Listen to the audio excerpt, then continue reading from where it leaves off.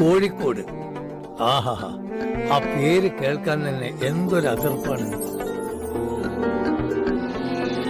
ടിപ്പു സുൽത്താന്റെയും സാമൂതിരിന്റെയും കുഞ്ഞാലിമരക്കാരന്റെ ഒക്കെ കാൽച്ചുവട് പതിഞ്ഞ കോഴിക്കോട്, നമ്മളെ കോഴിക്കോട്. ആ കോഴിക്കോടിനെ കുറിച്ചാണ് ഞാൻ പറയാൻ പോണത്. കിഷ്കാല് പള്ളിയും മുച്ചുണ്ടി പള്ളിയും ദുമായത്ത് പള്ളിയും തളിക്ഷേത്രവും പുതിയമ്പലും ഒക്കെ തല പൊക്കി നിൽക്കണ